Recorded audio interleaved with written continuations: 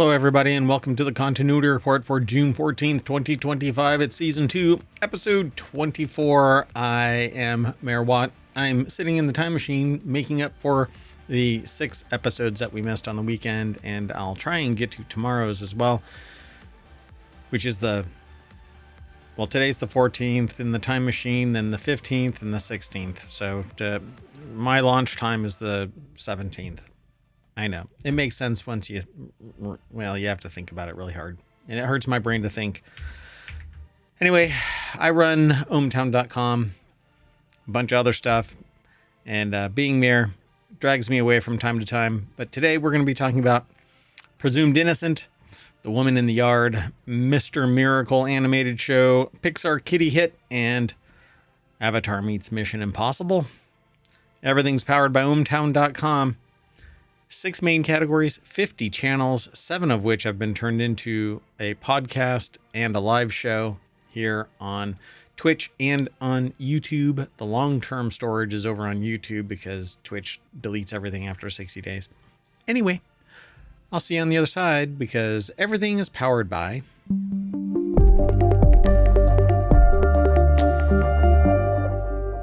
All right, welcome back. I am MayorWatt. Let's get into it. The first article... Well, let's do this. This is the front page of ohmTown at the end of June 14th. This is the front page of the Continuity Report, which is the landing page for this show. In there are all kinds of articles, headlines, from across the internets around the world, gets thrown in here, and then we talk about them here on the show, the Continuity Report. The first article is about Presumed Innocent. Presumed Innocent Season 2 will replace Jake Gyllenhaal with a new lead star. Last summer, Presumed Innocent became a big hit for Apple TV Plus and was intended to be a limited series, but got a Season 2 pickup, and now Apple's announced a plan for replacing Jake Gyllenhaal in the new season. Ryan Christoffel over at 9to5mac.com put the article together, and it basically says here that Brosnan is best known for her starring role in Prime Video's The Marvelous Mrs. Maisel, which hailed from the creators of Gilmore Girls, and she will be seen as Lois Lane in the this summer's Superman reboot from director James Gunn. Rachel Brosnan will lead Presumed Innocent Season 2. That's what Apple TV's Twitter account announced today. Interesting. It's a legal thriller to be headed by Rachel Brosnan.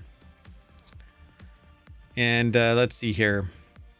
It'll be based on the book Dissection of a Murder by Joe Murray, as the show adopts a new anthology approach with each season focused on new sets of characters. And here's the summary of the book. While Layla Reynolds is handed her first murder case, she's shocked at how high profile it is, the murder of a well-respected, well-known judge. This shouldn't be the kind of case she's dealing with. It's way beyond her expertise, but the defendant, Jack Millman, is clear. He wants her, and only her. Dun, dun. Okay, moving on. The next article is over in the Continuity Report. The Woman in the Yard Peacock release set a date for Daniel Deadweiler's horror movie. Following its home video release, Universal Pictures has finally announced that Peacock release date, The Woman in the Yard, the upcoming global streaming debut of Blumhouse's newest supernatural horror thriller. Since its debut, the movie has received mixed views from critics. It currently holds a tomato meter rating of 40 on Rotten Tomatoes based on 57 reviews. The fact that there's only 57 reviews seems kind of sad. Aw, sad panda. If you want today's show notes and you're over on the Twitch stream, you just hit the continuity !TCR, the Continuity Report. I just realized that I haven't been putting them into the show notes over on YouTube. I'll make up for that after the fact.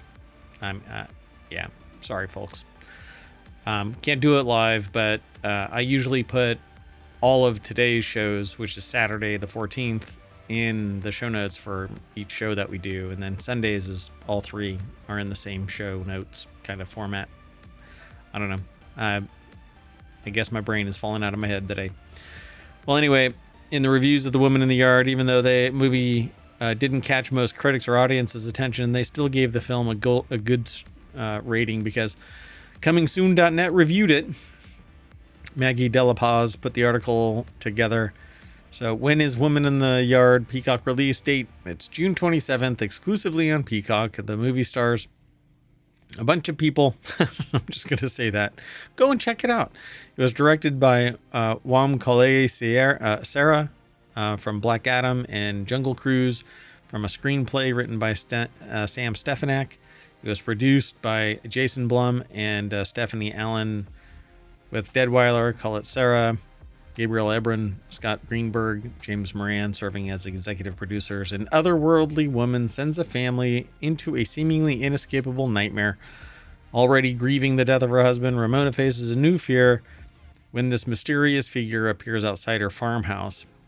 With the women continually creeping closer, Ramona must protect her children from the chilling grasp of this haunting entity whose unknown intentions are anything but peaceful. But they're unknown. How do you know? How do you know? Let's move on. Next article is over in Non Sequitur News.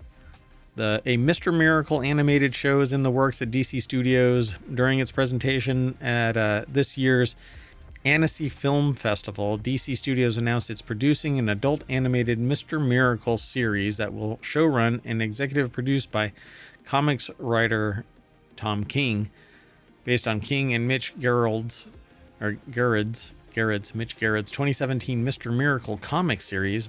The new show will center famed escape artist scot-free Mr. Miracle as he sets out to pull off his greatest stunt, escaping death itself. The article is over at TheVerge.com. Charles Pulliam Moore put the article together. Tom King is set to showrun and executive produce the show, which is based on his 2017 comics series. Let's see. Per the studio's logline, things start to go horribly wrong with the perfect life that Scott and his warrior wife, Big Barda, have built for themselves on Earth. And as Gizmodo points out, the thing in question is actually a brutal war between the far-off, hell-like planets Apocalypse and New Genesis, where Scott and Barda were raised to become vicious warriors. Dun, dun, dun.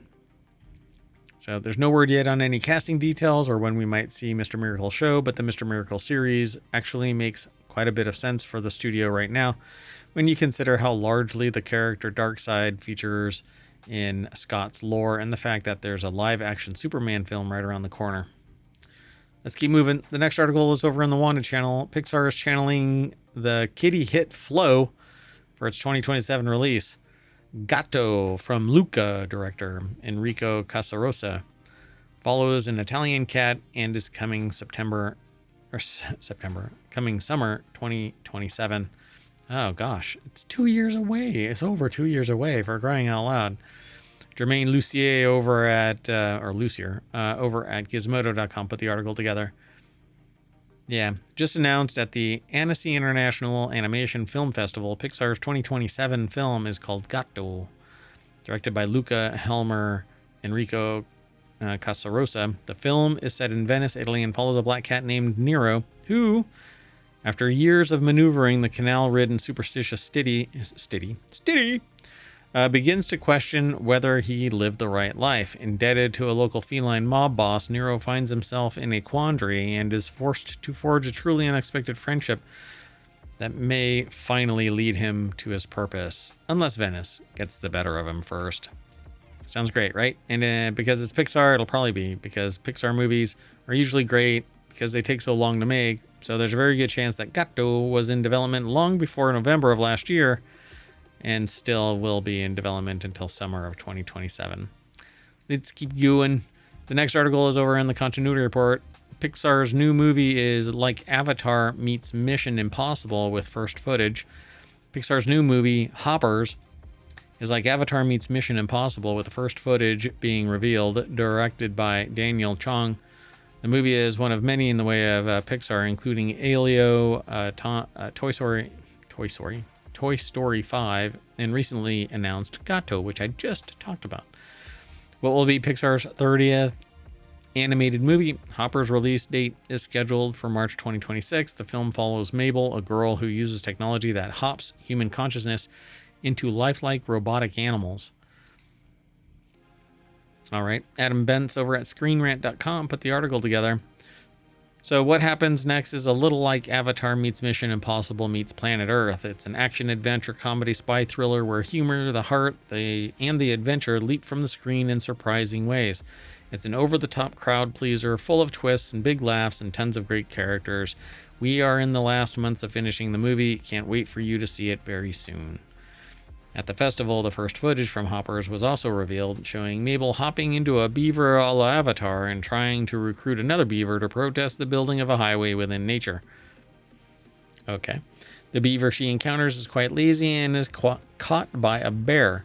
The lazy beaver reacts unbothered at the fact that he's about to be eaten because those are the rules of nature. Mabel saves the beaver regardless.